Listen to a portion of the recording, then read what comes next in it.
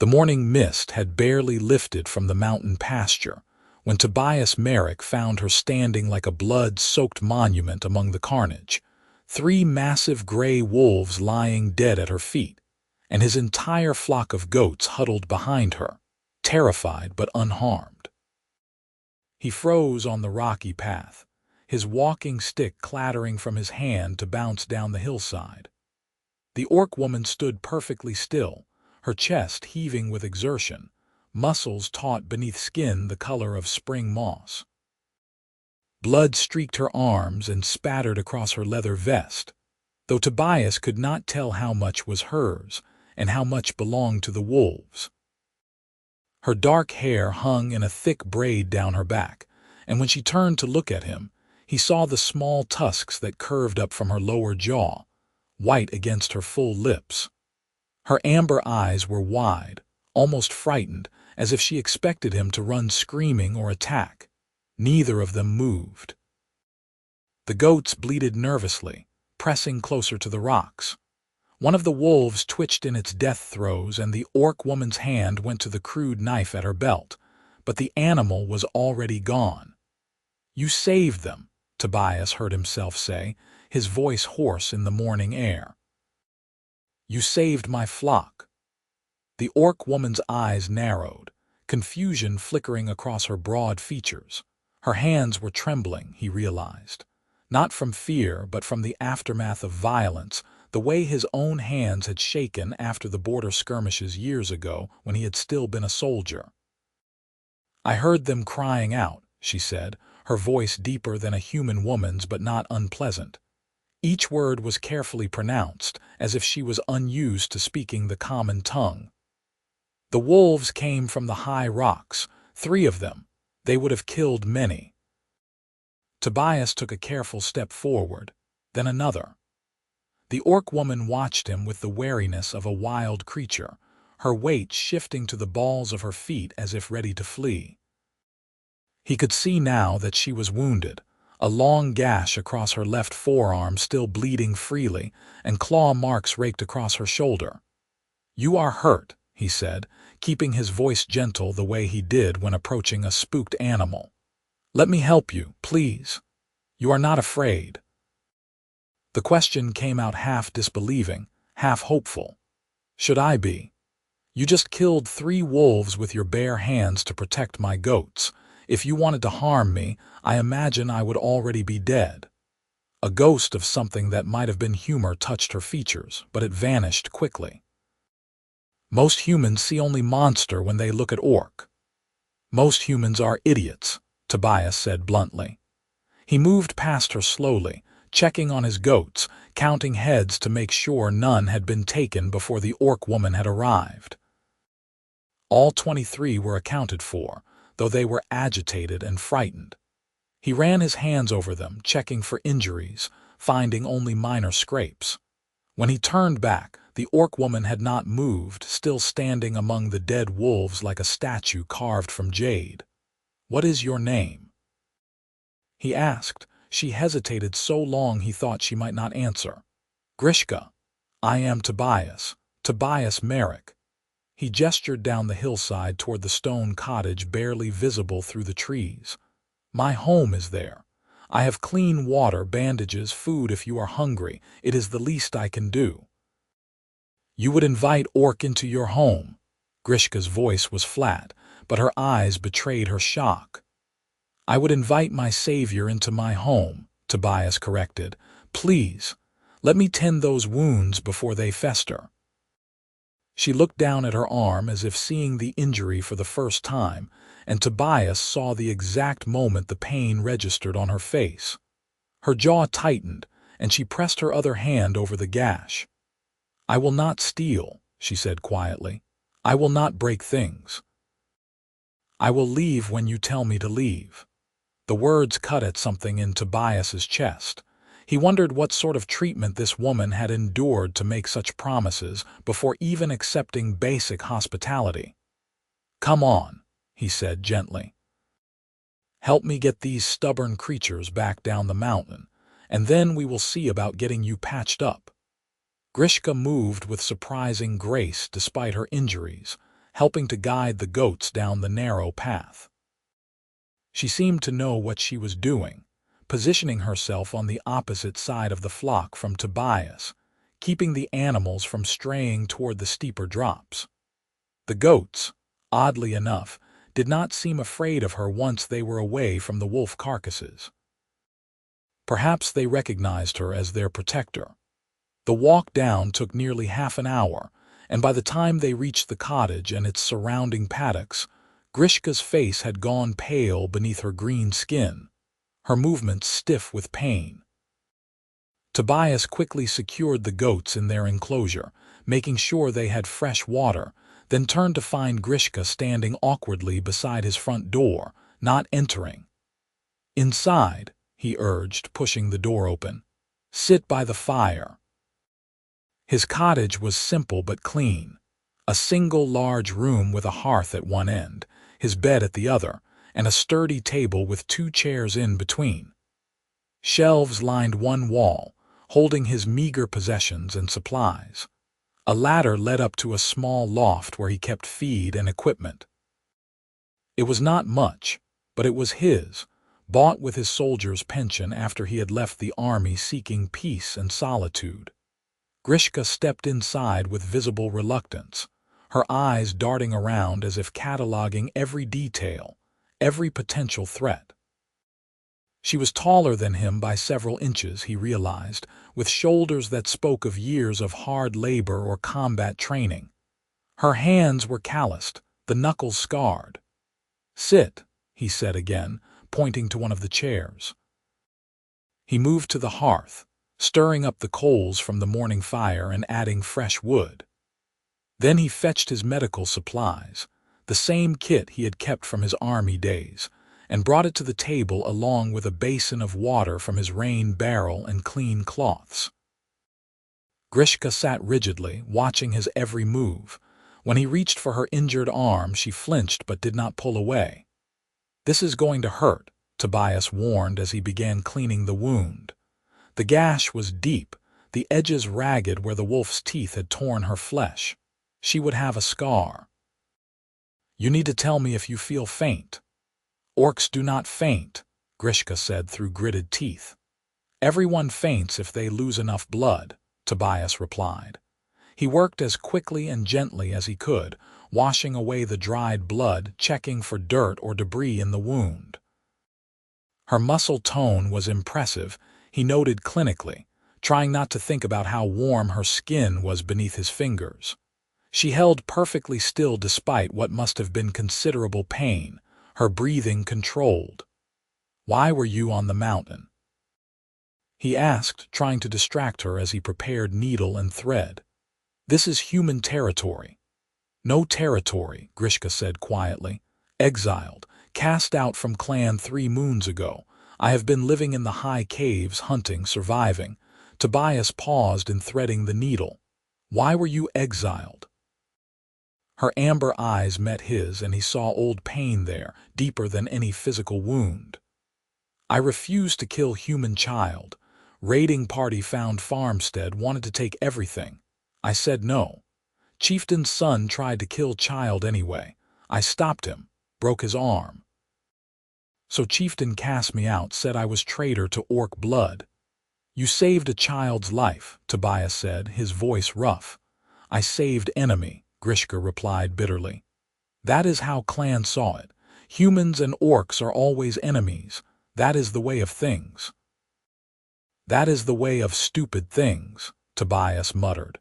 He began stitching her wound, each careful stitch drawing the torn flesh together. She did not make a sound, though he felt her muscles tense. "I am sorry they cast you out for doing what was right. You believe saving human child was right." "I believe murdering children is wrong, regardless of their race." He finished the stitching and tied off the thread, then began wrapping clean bandages around her forearm. "There. The shoulder wounds are not as deep. I will clean them, but they should heal without stitches if you keep them clean." He tended the claw marks across her shoulder with the same care, acutely aware of how close they were, how she smelled of sweat and blood and something else. Something earthy and wild. When he finished, he stepped back and found Grishka staring at him with an expression he could not quite read. "Why?" she asked simply. "Why what? Why help? Why be kind? I am orc, you are human. Your people and mine have killed each other for generations." Tobias began cleaning up the medical supplies, taking his time to formulate an answer. "I was a soldier once," he said finally. "Fought in the border wars when I was younger. Killed orcs because I was told they were monsters, that they would slaughter us all if given the chance. Then one day I was wounded, separated from my unit, and an orc warrior found me." Grishka leaned forward slightly, her attention complete. "He could have killed me easily. I was barely conscious, bleeding badly. But instead he pressed moss into my wounds to stop the bleeding, left me water and dried meat, and disappeared back into the forest. I never saw his face clearly, never knew his name. But he saved my life when he had every reason to take it." Tobias met Grishka's eyes. "I left the army after that, came here to raise goats and live quietly, and I decided that if I ever had the chance to repay that debt, I would. So yes, I will help you, because you are a person who did something brave and good, and because someone like you once helped me." The silence that followed was heavy with unspoken thoughts. Grishka's hands rested on the table, one bandaged, the other clenched into a fist. "I have nowhere to go," she said at last, her voice barely above a whisper. "No clan, no home, just the caves." "Those caves are not far from my pastures," Tobias said slowly, an idea forming. "The wolves will come back. They always do, especially as winter approaches and prey becomes scarce. My flock is small and I am only one man. I cannot watch them day and night." Grishka's eyes sharpened. "What are you saying?" "I am saying that I could use help. Someone to watch the flock when I cannot, someone to help protect them from predators. In exchange, I could offer food, supplies, a warm place to stay when the weather turns." He hesitated, then added, "I am not offering charity. I am offering work if you want it. You would trust orc to guard your animals, to come and go from your home." "I would trust the woman who risked her life to save my goats from wolves," Tobias said firmly. "But I will not force you. If you prefer the caves and solitude, I understand. The offer stands regardless." Grishka stood abruptly, and for a moment Tobias thought she might leave without another word. But she crossed to the window, looking out at the goat paddock, the mountains beyond. Her broad shoulders rose and fell with a deep breath. "I will help," she said without turning around. "I will prove you are not fool for trusting orc." "I do not think I am a fool," Tobias said quietly. "I think I am lucky." She did turn then, something like surprise crossing her features, but she said nothing more, just nodded once, sharp and decisive. They worked out an arrangement over the next few hours. Grishka would continue to live in her cave, but would come down each day to help watch the flock, particularly during the dangerous dawn and dusk hours when predators were most active. Tobias would provide her with food from his stores and help her prepare for the coming winter. It was practical, mutually beneficial, and gave them both something they needed. What Tobias had not anticipated was how quickly he would come to look forward to her presence. The first few days were awkward, both of them circling each other like wary animals, speaking only when necessary. But Grishka proved to be an excellent herder, moving the goats to fresh pasture with an instinctive understanding of their behavior. She was strong enough to carry injured animals down from the high rocks and patient enough to sit for hours watching for threats. The goats, for their part, accepted her completely. They followed her calls, let her examine them for injuries or illness, and seemed to sense that she was their guardian. On the fourth day, Tobias brought lunch up to the high pasture where Grishka was watching the flock. He had packed extra, some bread and cheese and apples from his small orchard. They sat on sun-warmed rocks, eating in companionable silence while the goats grazed around them. "Your arm," Tobias said, noticing how she was using it normally. "It is healing well. Yes, you have skill with medicine. Army training. You learn to patch up wounds quickly when you are in the field." He took a bite of apple, studying her profile. She was looking out over the valley, her expression distant. "May I ask you something?" Grishka turned to him, waiting. "What was your clan like, before the exile?" She was quiet for so long he thought she would not answer.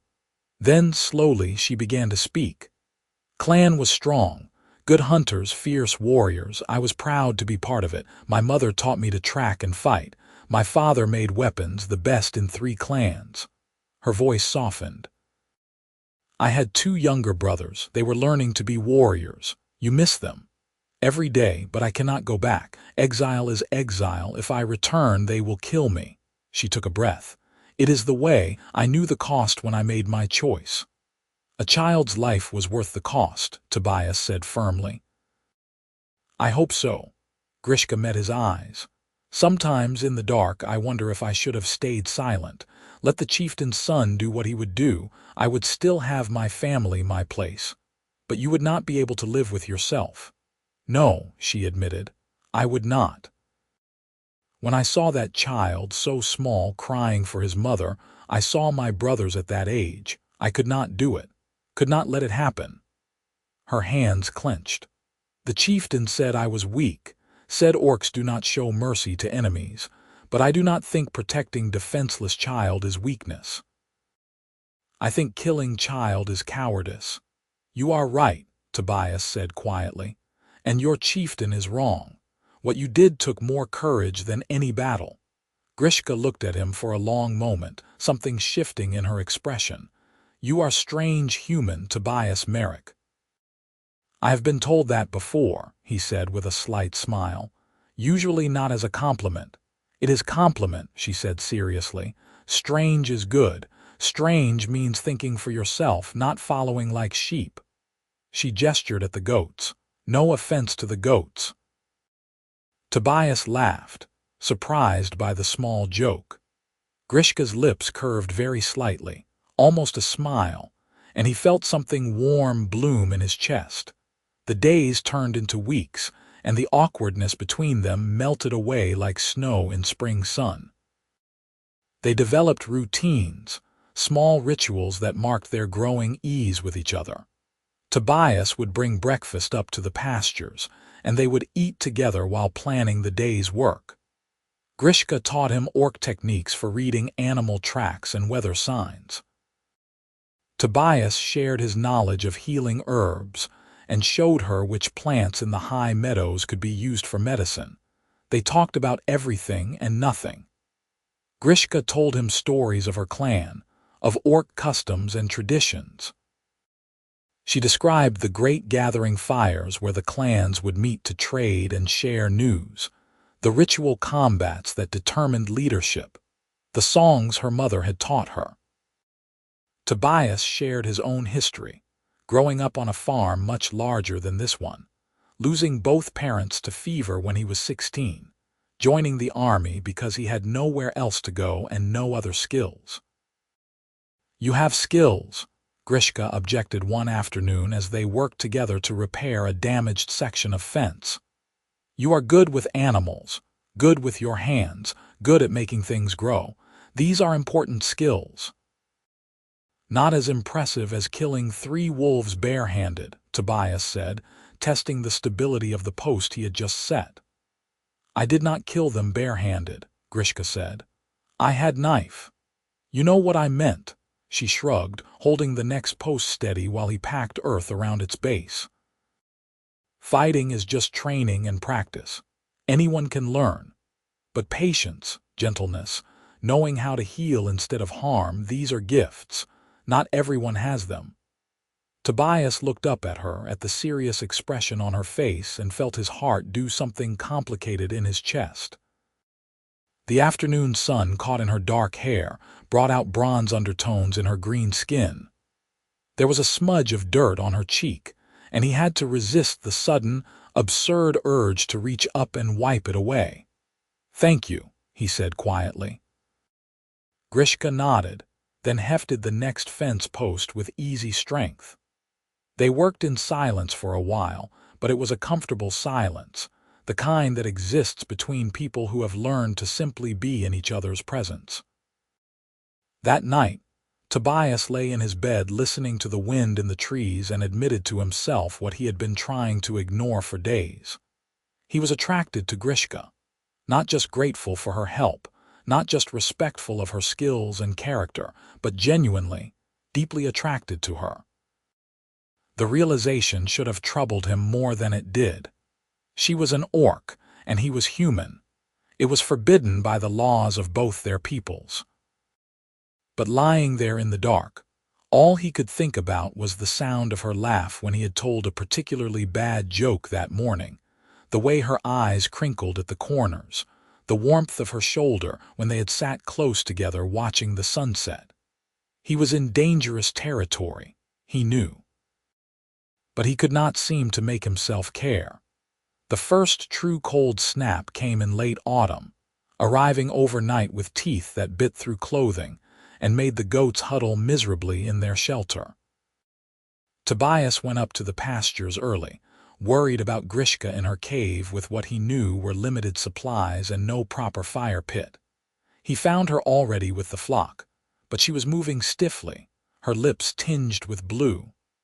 Orcs might be hardy, but they were not immune to cold. "That is it," he said without preamble. "You are staying in the cottage." Grishka shook her head. We agreed before I knew winter would come this hard this fast. Look at you, you are half frozen. There is room in the loft. You can sleep there, have a proper roof and walls and a fire." When she started to protest again, he held up a hand. "Please, Grishka, I cannot focus on the work if I am spending all my energy worrying that you are freezing to death in a cave. You worry about me." The question was soft, uncertain.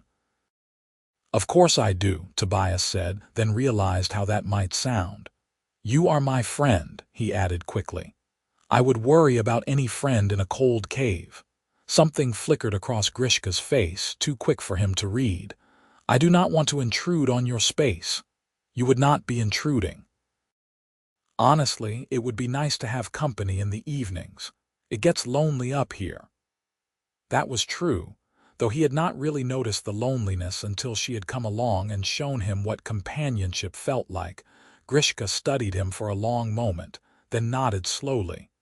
"If you are certain." "I will earn my keep. I can cook, clean, help with repairs." "I am certain," Tobias said firmly. "Come on, let us get the flock moved to the lower pastures where they will have more shelter. Then we will get your things from the cave." The cave Grishka had been living in was exactly as sparse and cold as Tobias had feared. A few furs for sleeping, some basic tools, a pile of gathered firewood that would never have been enough for a true winter. She packed everything into a rough sack, and they made their way back down to the cottage through the biting wind. Tobias had worried that having Grishka living in close quarters would be awkward, but instead it felt natural, as if she had always belonged there. She took over the loft space, arranging her furs and belongings with the efficient economy of someone used to traveling light. The first night, Tobias made a simple stew while Grishka tended the fire, and they ate together at his small table, talking about the coming winter, what supplies they would need, how best to protect the goats during the worst storms. It was domestic and comfortable, and terrifying in how much Tobias enjoyed it. The rhythm of their days shifted to accommodate the new living arrangement. They rose together in the pre-dawn darkness, Grishka descending from the loft with her hair loose and wild from sleep, looking softer somehow than she did during the day. Tobias would start breakfast while she stoked the fire, and they would eat quickly before heading out to tend the animals. During the coldest parts of the day, they worked together on indoor tasks, repairing equipment, carding wool from the previous spring's shearing, preparing food stores. Grishka, Tobias discovered, was a talented cook when given decent ingredients to work with. She made a spiced meat dish that she said was traditional in her clan, using wild herbs she had gathered from the mountains and a cooking method that left the tough goat meat tender and flavorful. Tobias contributed his mother's bread recipe, teaching Grishka the precise way to knead the dough, their hands bumping together in the flour, both of them pretending not to notice the contact. The evenings were Tobias's favorite time. After the work was done and dinner cleaned up, they would sit by the fire, Grishka often carving small figures from wood while Tobias read from one of his few books or mended clothes.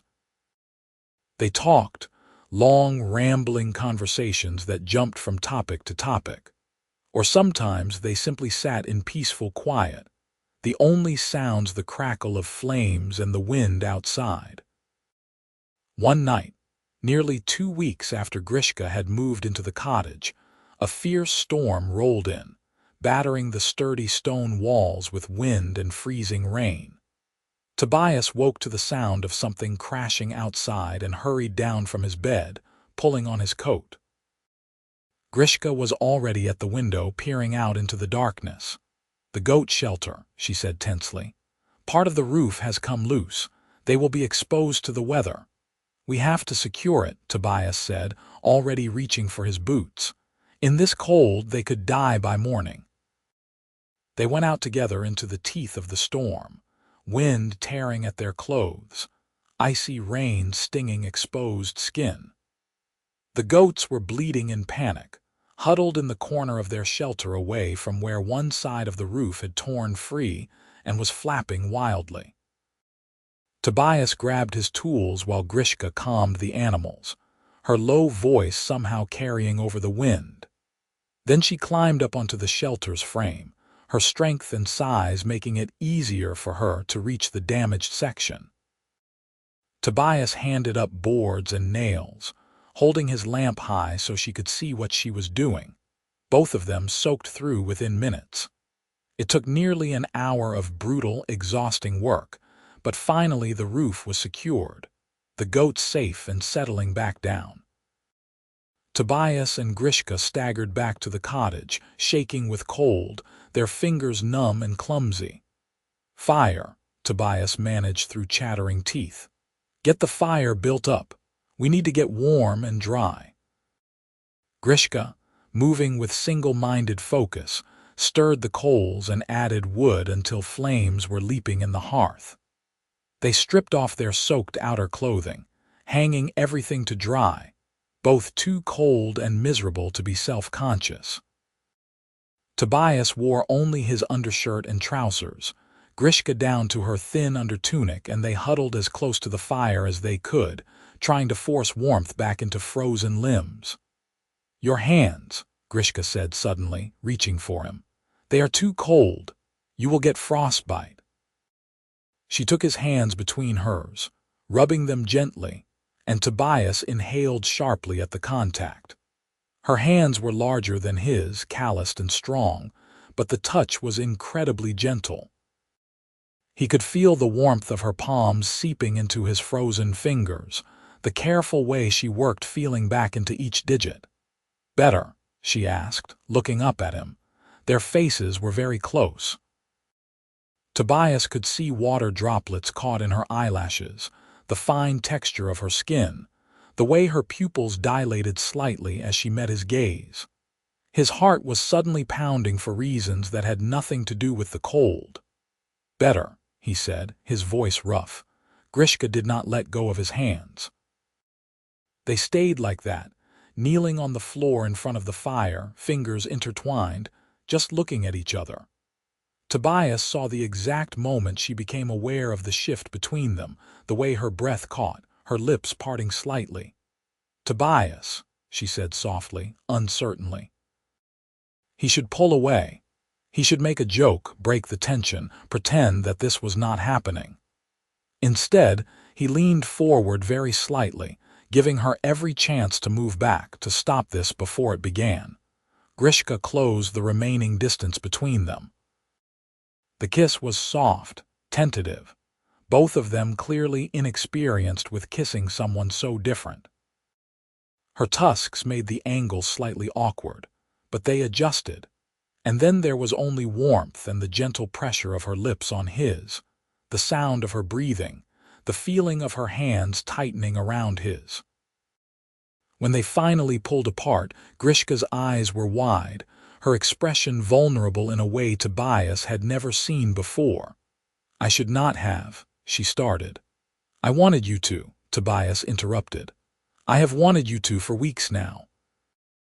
I just did not think you would ever. I did not think you would want." Grishka shook her head. "I am orc, you are human, this is forbidden." "Do you care?" Tobias asked directly. Grishka looked at him for a long moment, her amber eyes searching his face. "No," she said finally. "I do not care about forbidden, I care about you. But Tobias, if people find out, it will not go well. For either of us, but especially for you. Humans will see you as traitor, as something disgusting. They will, I know," Tobias said quietly. "I know the risks, and I am choosing this anyway." "Choosing you if you want that." "I want it," Grishka said, her voice fierce. "I want you, but I am afraid." "I am afraid too," Tobias admitted. "But I think I am more afraid of pretending this does not exist, of losing the chance to see what we could be together." They kissed again, longer this time, less tentative. Grishka's hand came up to cup his face, her thumb brushing over his cheekbone with infinite gentleness. Tobias wrapped his arms around her, feeling the strength in her body, the way she was trembling very slightly. When they finally broke apart, they were both breathing hard. "We should sleep," Grishka said, though she made no move to pull away. "It is late, and tomorrow will be a long day." "Stay down here," Tobias heard himself say. "I mean, the fire is warm, and after being so cold, it would be better to stay near it. We could bring your furs down, make a pallet on the floor." It was a transparent excuse, but Grishka smiled, a real smile that lit up her entire face. "That sounds practical," she agreed solemnly. They made a comfortable sleeping space on the floor near the hearth, combining their blankets and furs. It was not particularly romantic, but when they lay down together, Grishka's head on his shoulder, Tobias's arm around her waist, it felt more right than anything in his entire life. "Tobias." Grishka's voice was drowsy, already half asleep. "Yes. Thank you for not seeing monster when you look at me." He pressed a kiss to her forehead. "I could never see a monster, only you." They fell asleep like that, wrapped around each other, while the storm raged outside and the fire crackled in the hearth. The next weeks passed in a haze of growing intimacy and deepening feeling. They were careful in public, maintaining a respectful distance if anyone from the distant village happened to pass by. But in private, they explored this new aspect of their relationship with the wonder of those who had never expected to find such connection. They learned what made each other laugh, what brought comfort, what sparked desire. Tobias discovered that Grishka was ticklish behind her ears, that she hummed while cooking, that she slept curled in a tight ball on the coldest nights. Grishka learned that Tobias talked in his sleep sometimes, that he had a crooked scar on his ribs from an old battle wound, that he was surprisingly playful when he felt safe and happy. They made love for the first time during a blizzard that kept them trapped inside for 3 days straight. It was awkward and funny and wonderful, learning each other's bodies, navigating the differences between orc and human anatomy, laughing when something did not work quite right, gasping when something worked perfectly.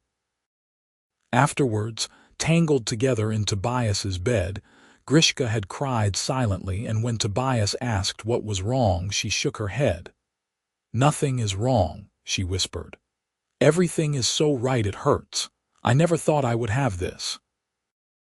Never thought anyone would want to hold me like this, look at me the way you do." I love you, Tobias said, the words coming easily, naturally. I am completely, utterly in love with you. Grishka kissed him fiercely. I love you too. I love you so much it terrifies me. We will figure it out, Tobias promised. Whatever comes, we will face it together. Winter deepened, and they settled into their new reality. They were partners in every sense, working side by side, sleeping in each other's arms, building a life together in their small corner of the world. The goats thrived under their combined care, and Tobias began planning to expand the flock in the spring. They talked about the future in careful, hopeful terms. Perhaps they could take on more land, build a larger shelter, maybe even raise some sheep or cattle.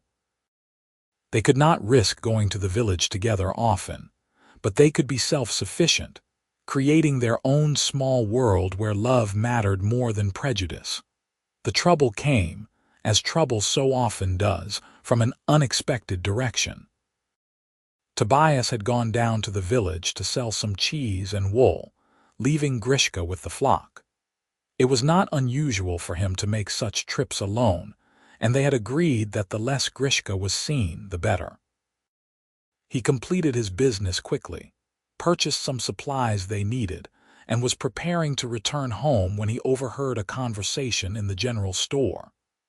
I am telling you, something is not right up at the Merrick place, a man was saying, his voice low but carrying.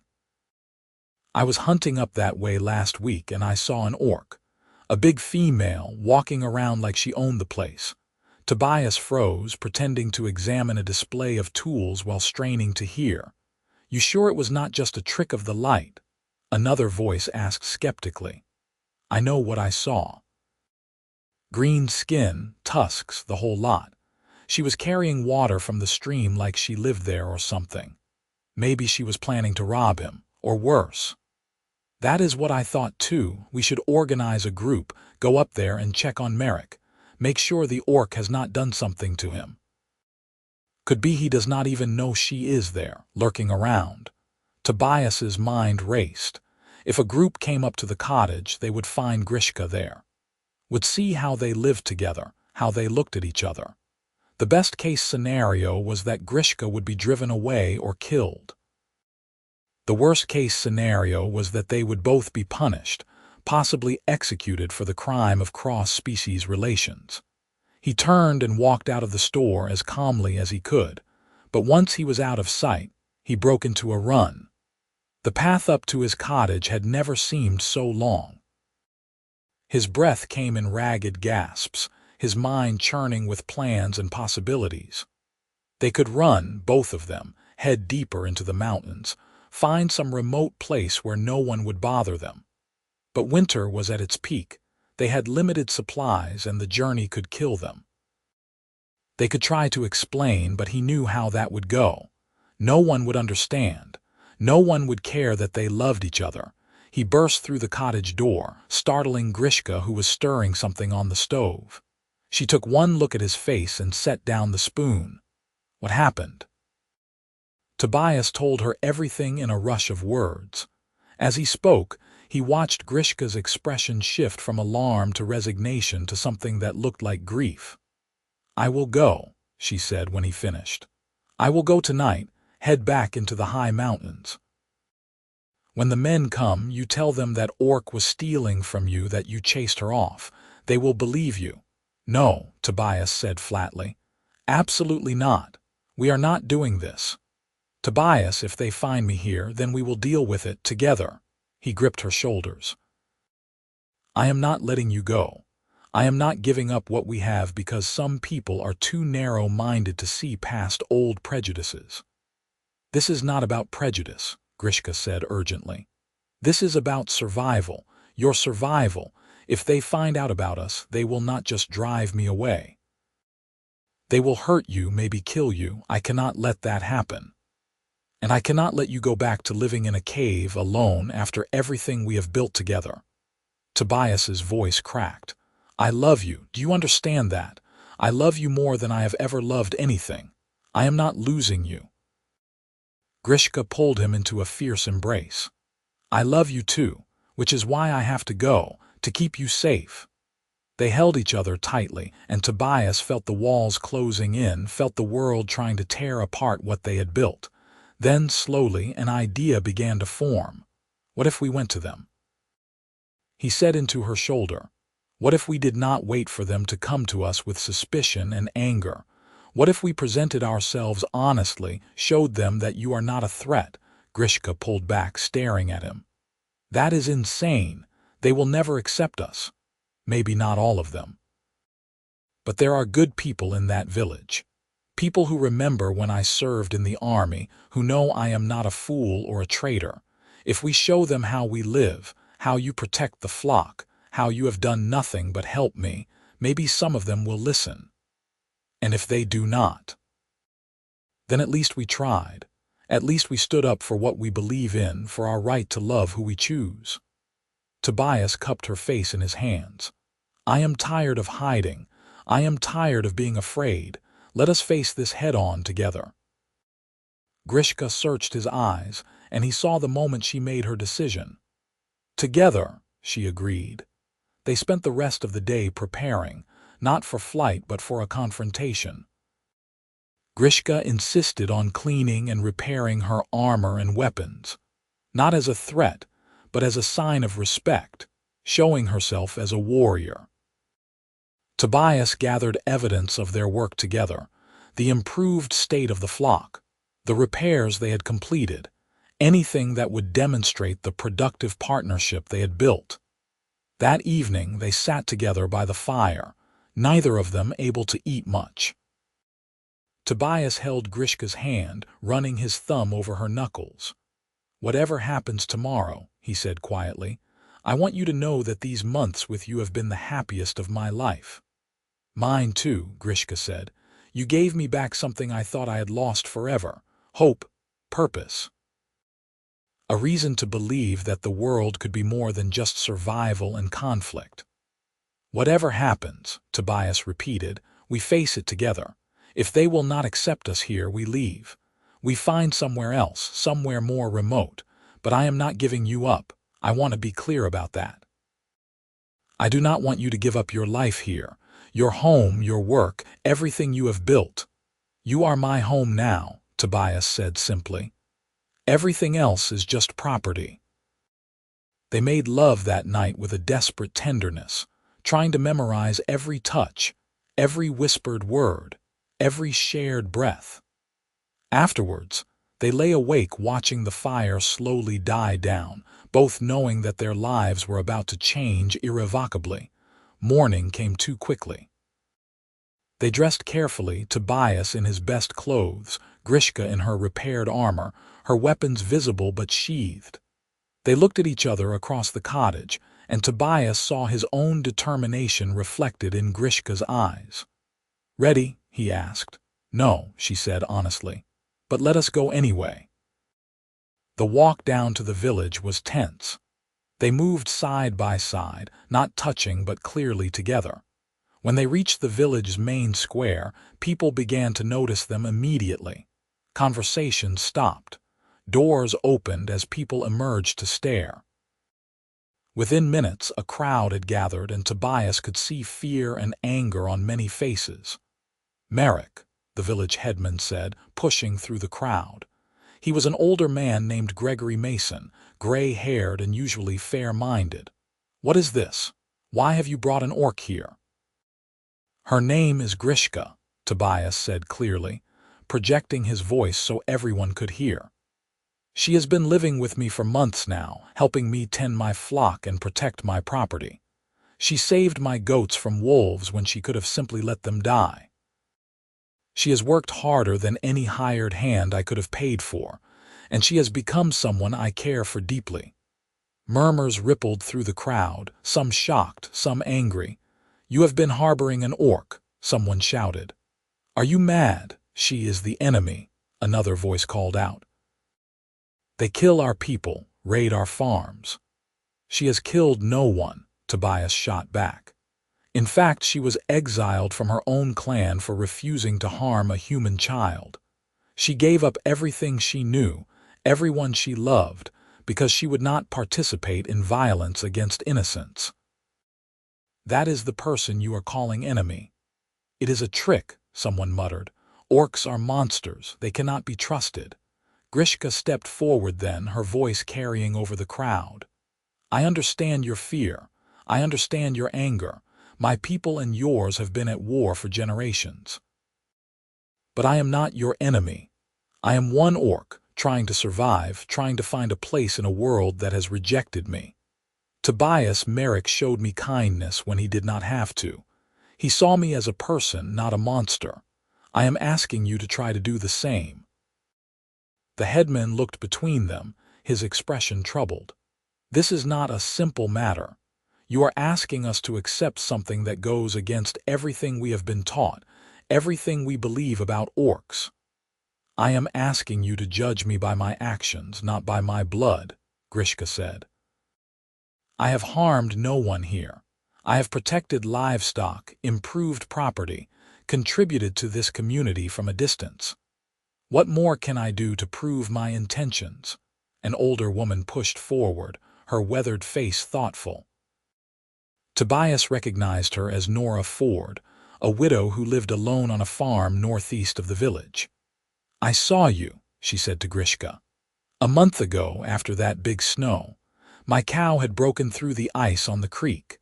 I was trying to pull her out, but I am old and weak.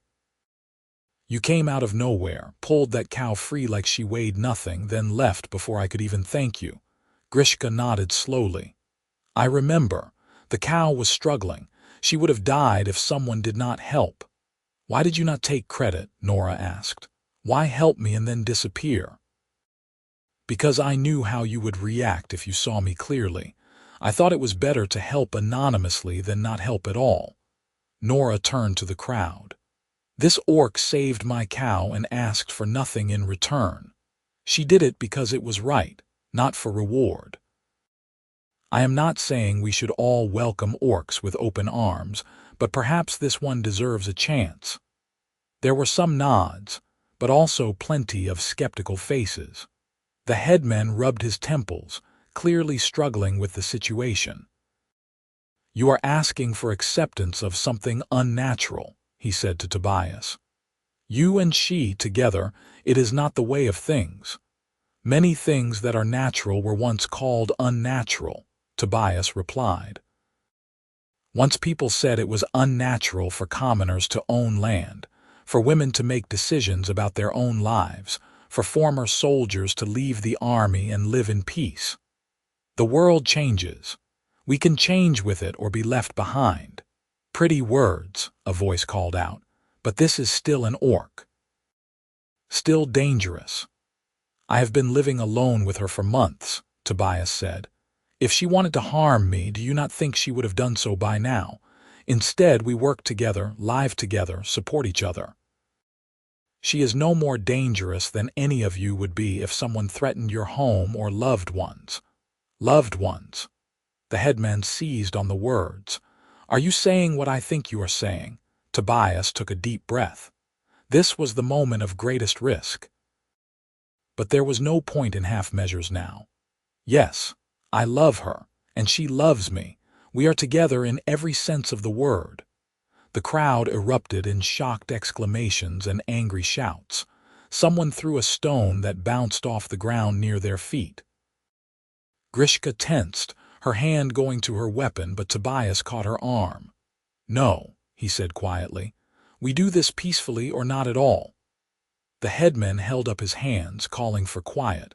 When the noise died down, he looked at them both with something like pity. Tobias, I have known you since you came to this village. You have been a good man, a hard worker, someone we respected. But this, what you are confessing to, it is too much. The law is clear. Relations between humans and orcs are forbidden. It is seen as a betrayal of your own kind. Then your law is wrong, Tobias said flatly. I am not betraying anyone by loving someone who treats me well, who makes me happy, who is a better person than half the humans I have met. If you cannot see that, then you are the ones who are truly blind. You would throw away your standing in this community for an orc. Someone shouted. "No," Tobias replied. "You would throw me away for loving someone different from you. There is a difference." "We could arrest you," the headman said heavily. "Put you both on trial. The punishment for what you admit to is severe." "Then arrest us," Tobias said, "but know that you would be punishing two people whose only crime is caring for each other." A tense silence fell. Tobias could see the headman struggling, the crowd waiting for a decision. Then, unexpectedly, a young man stepped forward. Tobias recognized him as the son of one of the local farmers, a boy named Peter who could not have been more than 20.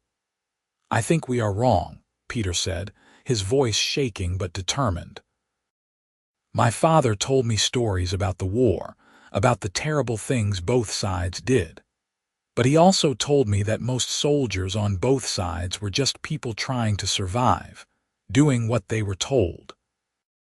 If this orc woman chose peace over violence, chose to protect instead of harm, is she not exactly the kind of person we should be encouraging?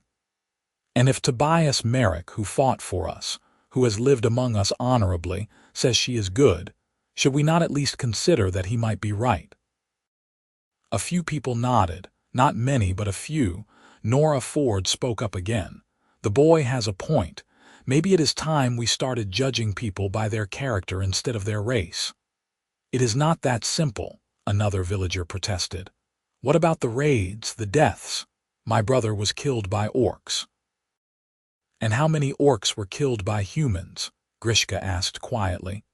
"My people have suffered losses too. My uncle, my cousins, friends I grew up with.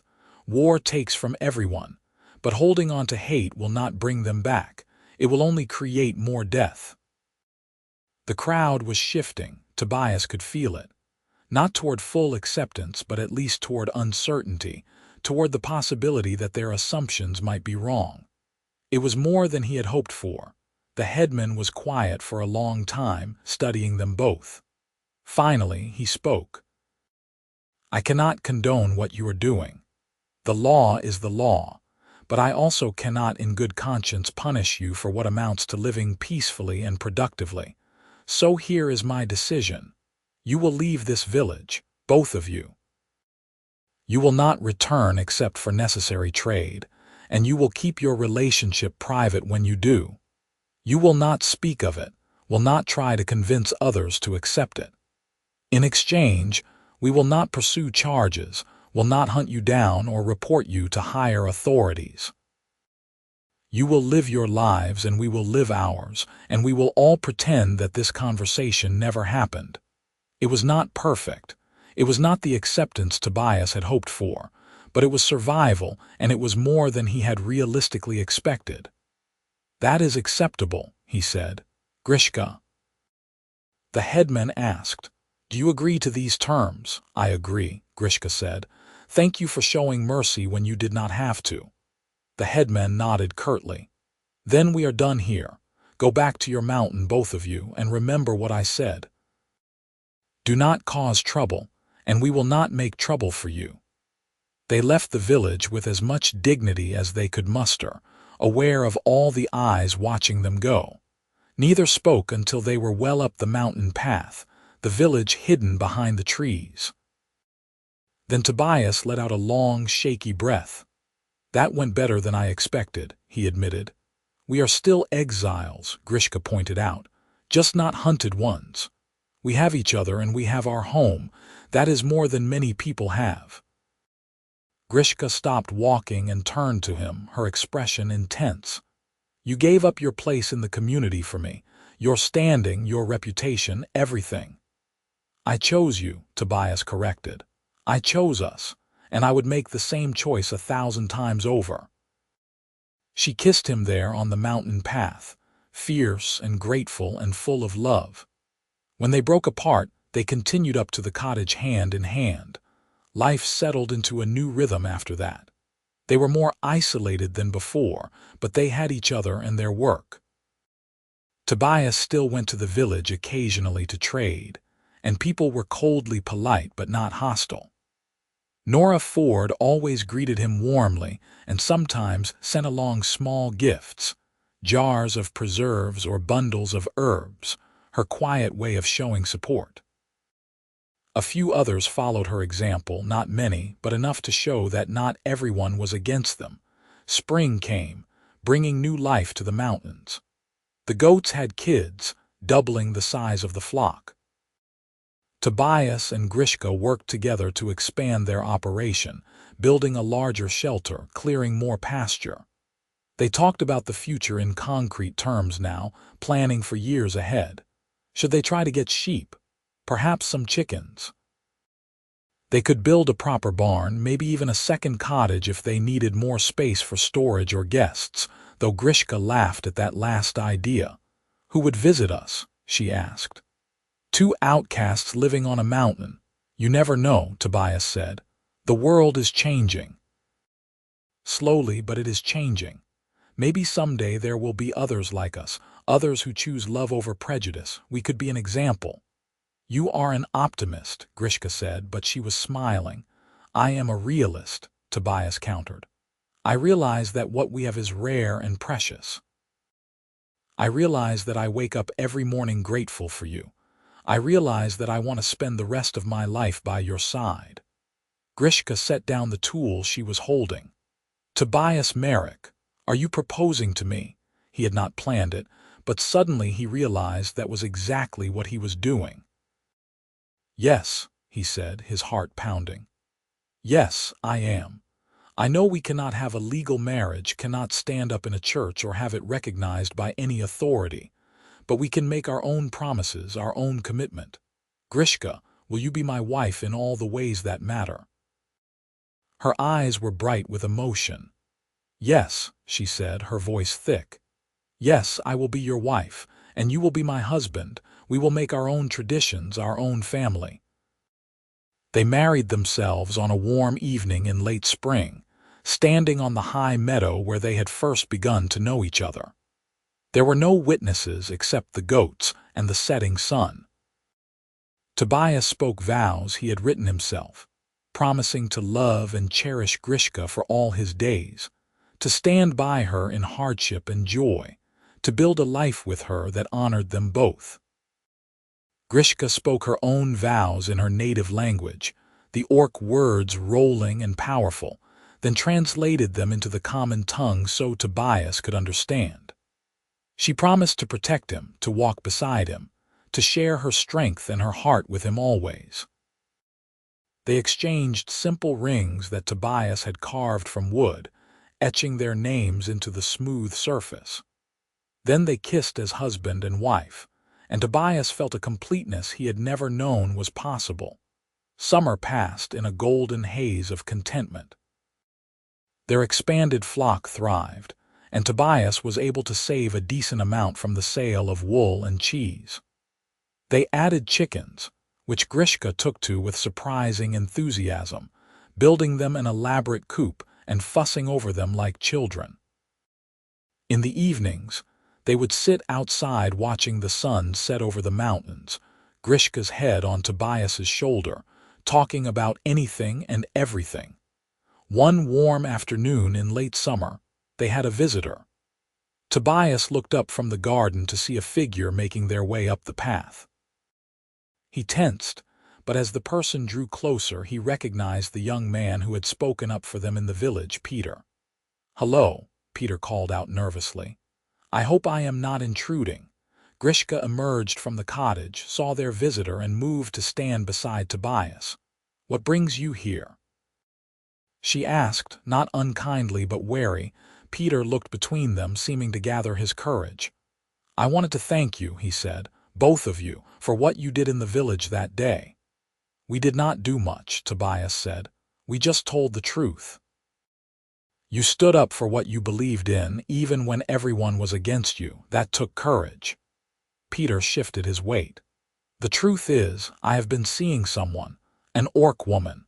She is from a different clan far to the north. We met by accident and we have been meeting in secret for months. I was too afraid to tell anyone, too afraid of what would happen. But after seeing you two, seeing how you were willing to face everyone rather than hide, I realized I was being a coward." Tobias and Grishka exchanged glances. "What did you do?" Tobias asked. "I told my family." "It went about as well as you would expect. My father was furious, my mother cried, but I did not back down. I said that I loved her and that I was going to keep seeing her whether they approved or not." Peter smiled slightly.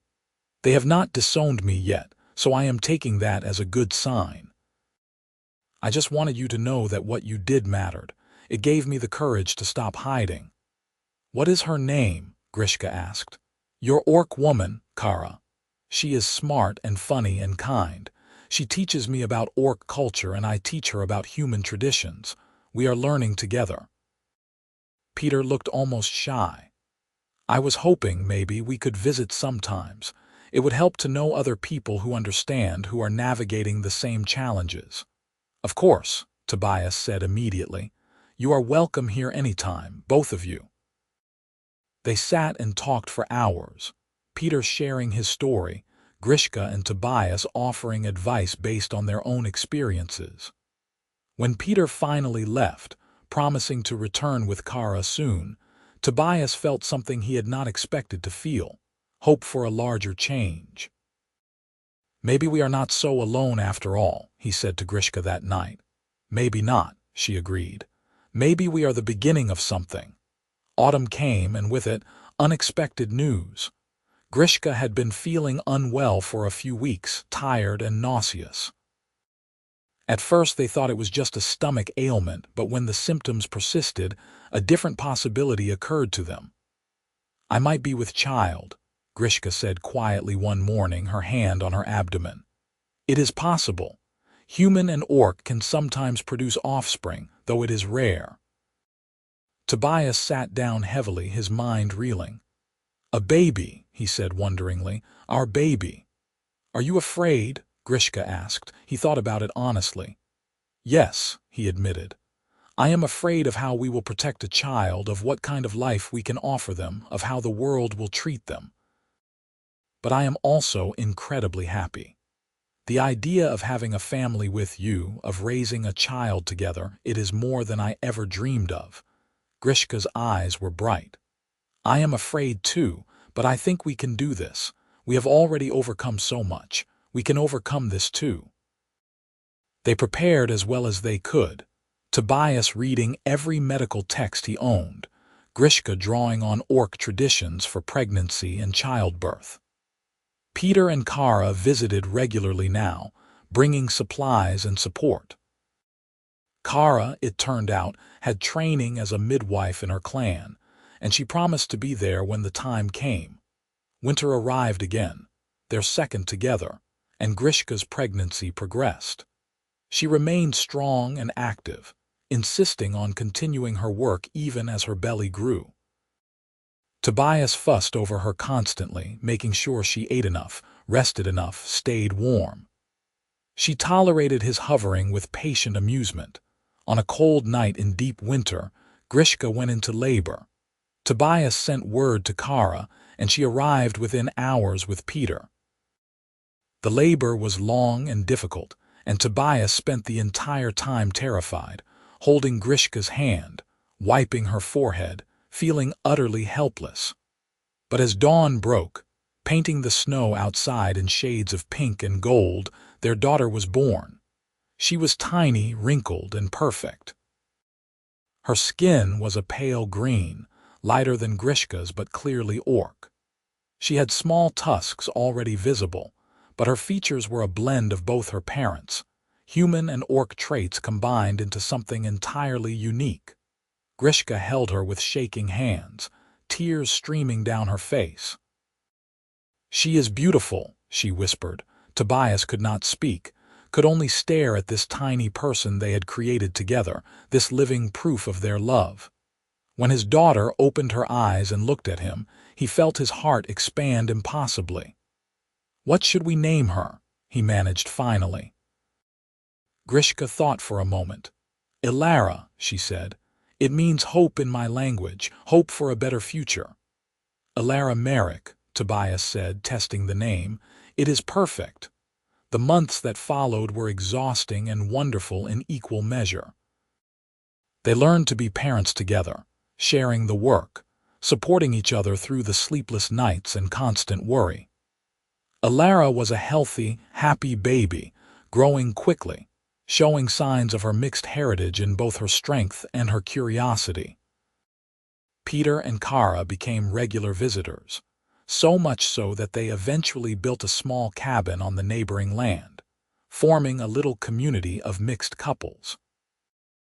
They supported each other, shared resources and knowledge, created a space where their children could grow up seeing that love came in many forms. More people came over time, other human orc couples who had heard rumors of a place where they could live without persecution. The settlement grew slowly, carefully, always maintaining good relations with the village below while building something new on the mountain. They traded fairly, caused no trouble, and gradually earned a grudging respect if not full acceptance. Years passed. Alara grew into a bright, strong child, comfortable with both her human and orc heritage. She learned to speak both languages, learned traditions from both cultures, and was loved fiercely by her extended community. Tobias and Grishka watched her flourish, knowing that they had given her something neither of them had truly had. A place where she belonged completely. The village below slowly changed as well. The younger generation, seeing the peace and prosperity of the mountain settlement, began to question the old prejudices. Trade increased. Friendships formed cautiously across the divide. It was not perfect, and there were still those who would never accept them, but the world was shifting. On their 5th anniversary, Tobias and Grishka renewed their vows with their community gathered around them, Alara standing between them holding their hands.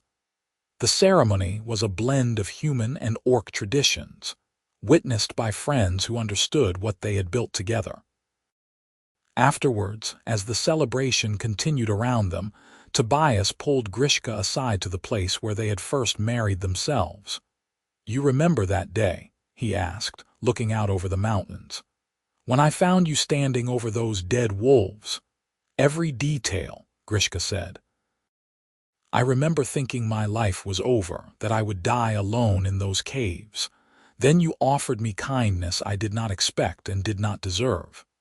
"You deserved it," Tobias said firmly. "You have always deserved it, and you have given me more than I can ever repay. A partner, a wife, a family, a purpose. You changed my entire life that morning." "We changed each other," Grishka said, leaning into him. "We built something together that neither of us could have built alone."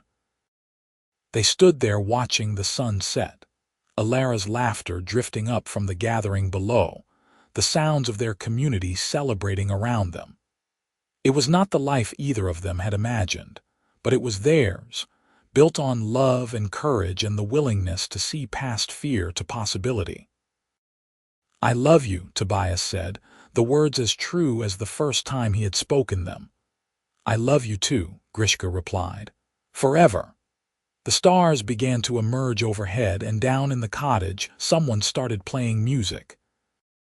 They would join the celebration soon, dance with their daughter, laugh with their friends, continue building the future they had fought so hard to claim. But for now, they simply stood together, two people who had found each other against all odds and refused to let the world tear them apart. The goats settled in their shelter, safe and content. The mountains stood eternal around them, and on the doorstep of their home, a light burned bright against the darkness, a beacon of hope that love could transcend all boundaries if given the chance.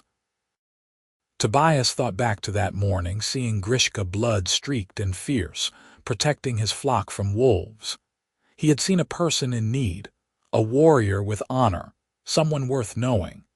She had seen a human who looked at her without hatred, who offered help instead of harm.